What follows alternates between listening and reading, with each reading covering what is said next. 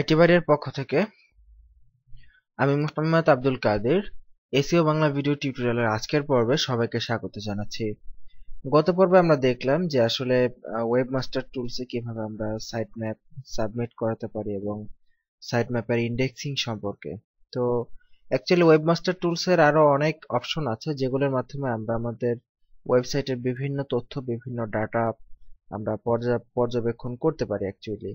তো যেহেতু আমাদের ওয়েবসাইট দুটো একেবারেই নতুন ছিল এবং আপনাদেরকে দেখানোর জন্যই মূলত ওয়েবসাইট দুটো করা হয়েছিল, সো এই ক্ষেত্রে আমাদের ওয়েবমাস্টার টুলসটি একেবারেই ফাঁকা ছিল কিন্তু।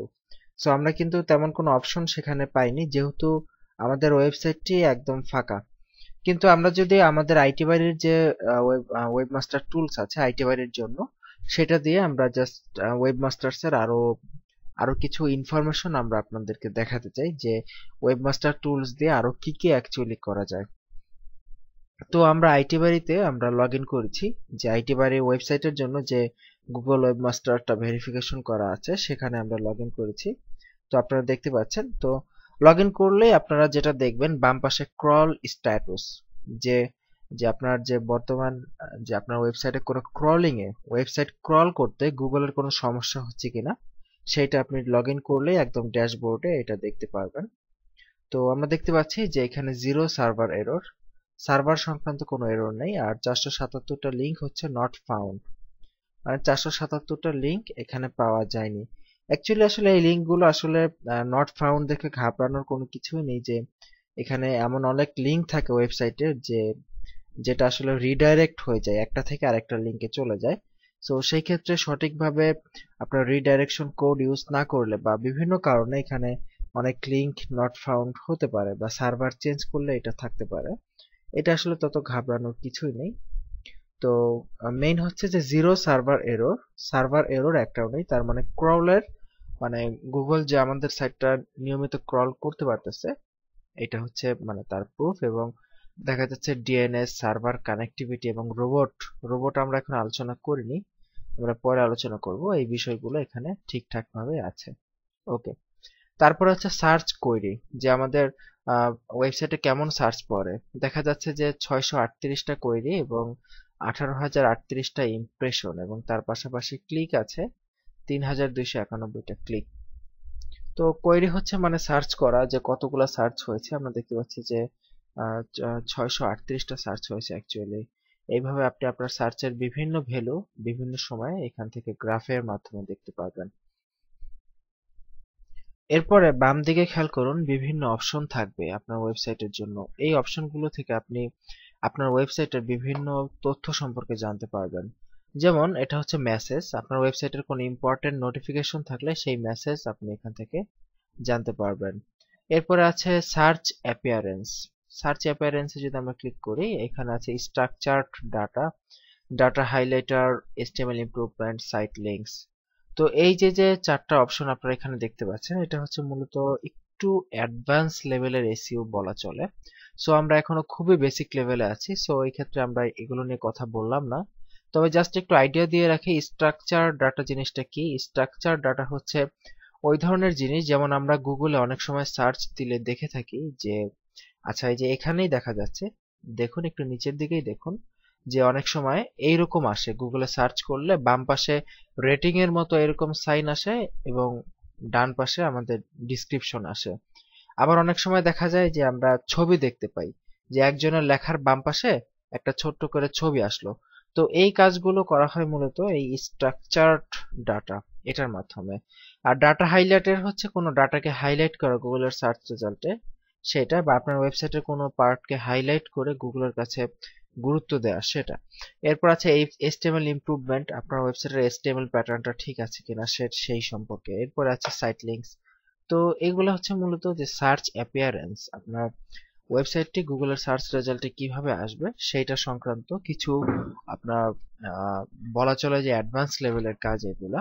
সো এখানে স্কেমা মার্কআপ সহ বিভিন্ন কাজ আছে। তো আমরা ইনশাল্লাহ চেষ্টা করব যে অ্যাডভান্স এসইও কোন টিউটোরিয়াল বের করলে হয়তো সেখানে আমরা এই বিষয়গুলো আপনাদেরকে দেখিয়ে দেব ইনশাল্লাহ। তো এরপরে আমাদের যেটা রয়েছে সার্চ ট্রাফিক। তো সার্চ ট্রাফিকে ক্লিক করছি, প্রথমে অপশন আসছে সার্চ কোয়েরি। যে আসলে এখান থেকে আপনি দেখতে পারবেন যে আপনার ওয়েবসাইটে কোন কোন ধরনের কিওয়ার্ড নিয়ে মূলত সার্চ হয়, আপনি কোন কিওয়ার্ডের জন্য ট্রাফিক আসে, আপনার ওয়েবসাইটে কেমন আসে, সেই বিষয়গুলো আপনি এখান থেকে মানে একটি চার্ট আকারে এখান থেকে পেয়ে যাবেন। তো আমরা এখানে সার্চ কোয়েরিতে ক্লিক করলে আমরা দেখতে পাচ্ছি যে কি কি বিষয় নিয়ে আমাদের ওয়েবসাইটে সার্চ আসে এবং তারপরে কতগুলো ইমপ্রেশন হয় এখানে প্রতিটা সার্চ থেকে, তারপর ক্লিক আসে কতগুলা, তারপর ক্লিক থ্রো রেট ইত্যাদি আমরা দেখতে পারি এবং কোন সার্চের জন্য অ্যাভারেজ পজিশন কেমন ছিল সেটাও আমরা এখানে দেখতে পারতেছি। তো এটা হচ্ছে আপনি এখান থেকে আপনার ওয়েবসাইটের যে কিওয়ার্ড গুলো নিয়ে গুগলে সার্চ হয় সেগুলো এখান থেকে জানতে পারবেন। এরপর আছে লিঙ্কস টু ইউর সাইট, আপনার ওয়েবসাইটের সাথে লিঙ্ক আছে কোন কোন সাইটের সেগুলো আপনি জানতে পারবেন এবং টোটাল লিঙ্কের সংখ্যা কত সেগুলো জানতে পারবেন এখান থেকে। দেখা যাচ্ছে যে কোন সাইটগুলো আপনার সাইটের সাথে বেশি লিঙ্ক করানো আছে, দেখতে পাচ্ছি যে ইউটিউব আছে, তারপর আরো বেশ কিছু সাইট এখানে আমরা দেখতে পাচ্ছি। এরপর আছে ইউর মোস্ট লিঙ্কড কন্টেন্ট, সবচেয়ে বেশি কোন কন্টেন্ট গুলা বাইরের সাথে লিঙ্ক আপ করানো সেই বিষয়গুলো এখানে দেখা যাচ্ছে যে itbari.com-টাই সবচেয়ে বেশি লিঙ্ক আপ করানো বাইরে। ওকে, তো এছাড়াও আরো বাম পাশে দেখুন, এরপরে আছে ইন্টারনাল লিঙ্কস, আপনার ওয়েবসাইটের ইন্টারনাল ভেতরের যে লিঙ্কস গুলো আছে সেই লিঙ্ক গুলা এখানে পাবেন। তারপর এখানে ম্যানুয়াল অ্যাকশন, এখানে আরো বিভিন্ন ধরনের অপশন এখানে আছে, আপনারা একটা একটা করে দেখে নেবেন। এরপর আছে গুগল ইন্ডেক্স, যে গুগল ইন্ডেক্স স্ট্যাটাস, এটার কি অবস্থা, যে কতগুলো লিংক আপনার ওয়েবসাইটে ইন্ডেক্স হয়েছে, কবে ইন্ডেক্স কত ছিল, এর একটা বিশাল আপনি গ্রাফ আকারে দেখতে পাবেন। তারপর কন্টেন্ট কিওয়ার্ড, যে আপনার ওয়েবসাইটের যে কন্টেন্ট গুলো আছে সেই কন্টেন্ট গুলো মূলত কোন কোন কিওয়ার্ড বেশি প্রাধান্য আছে এখানে সেটা দেখতে পারবেন।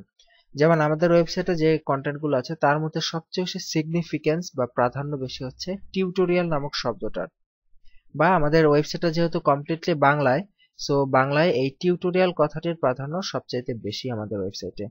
সো এইভাবে আপনার ওয়েবসাইটের কোন কোন শব্দগুলা কোন কোন কিওয়ার্ড গুলোর প্রাধান্য বেশি সেটা আপনি এখান থেকে চাইলে খুব ইজিলি এবং ডিটেলসে দেখে নিতে পারেন। এরপরে থাকবে ক্রল, গুগলের ক্রল এরর, যে নিচের দিকে দেখতে পাচ্ছি ক্রল এরর, কোনো ক্রল এরর আছে কিনা দেখতে পাচ্ছি যে সার্ভার এরর একটাও নেই, নট ফাউন্ড আছে 477টা। অ্যাকচুয়ালি নট ফাউন্ড হচ্ছে যে এই লিঙ্কগুলো একসময় আমাদের ওয়েবসাইটে ছিল কিন্তু পরে আমরা ডিলিট করে দিছি, সো এই ক্ষেত্রে এটা 477টা লিঙ্কস নট ফাউন্ড হিসেবে দেখাচ্ছে।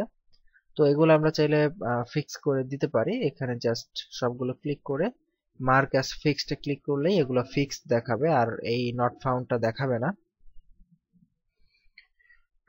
তো এইভাবে আপনি এখানে সিকিউরিটি ইস্যু, তারপর ইউআরএল প্যারামিটার, সাইট ম্যাপ ইত্যাদি বিভিন্ন বিষয় আপনি এখান থেকে খুব ইজিলি আপনি সংগ্রহ করে মানে এখান থেকে দেখতে পারবেন। আপনার ওয়েবসাইটের যাবতীয় HTML প্যাটার্ন এবং এসইও সংক্রান্ত যে কোনো বিষয় এখান থেকে আপনি দেখতে পারবেন।